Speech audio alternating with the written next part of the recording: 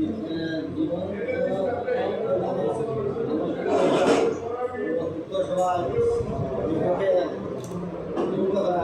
ধন্যবাদ করি। আপনারা সবাইকে স্বাগত পেয়ে আমিও নিজেকে ধন্য মনে করি।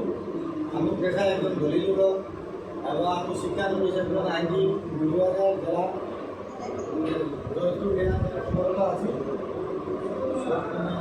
আমার পূর্ববর্তী যে বড় ভাই বলে গেছেন যে আমাদের উদ্দেশ্য হয়েছিল এই পাকিস্তান থেকে বাংলাদেশ বিভক্ত করার উদ্দেশ্য হল যে আমাদের নিজের স্বাধীনতা, নিজের চাহিদা, নিজের আকাঙ্ক্ষা যথাযথ পূর্ণ হয় না। এই বিধায় আমরা পাকিস্তান সরকারের হাত থেকে আমাদের নিজের স্বাধীনতা অর্জনের জন্য, নিজের সার্বভৌমত্ব রক্ষা করার জন্যই আমরা দেশ স্বাধীন করেছি।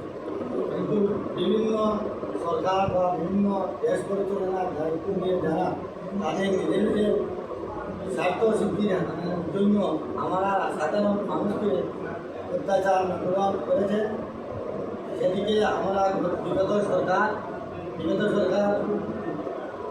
আমাদের জনসাধারণ, আমাদের দেশের জনসাধারণকে যথাযথভাবে মূল্যায়ন না করে নিজের পেশি শক্তি আদায়ের জন্য এবং নিজের একাকিত্বতা পূরণের জন্য জনসাধারণ এবং মানুষকে আমাদের ছাত্রবাহীকে তৎপর করে প্রবাসী নির্যাতন করে হাজার হাজার ছাত্রবাহীকে মেরে নিজের অস্তিত্বকে বজায় রেখে প্রশাসনকে নিজের হাতে নিয়েছে।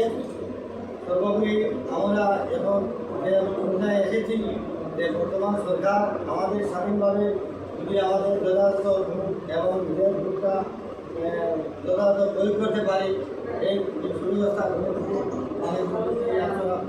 আমি আমার বক্তব্য ধন্যবাদ। অত্যন্ত চমৎকার করছেন, তার জন্য তালিয়ে এই পর্যায়ে আমরা একজন কণ্ঠশিল্পীর কাছে গান শুনব। সে আমাদের অনেক সুন্দর গান গায়, বিপ্লব ভাই। আপনি আসেন, একটা গান শুনব।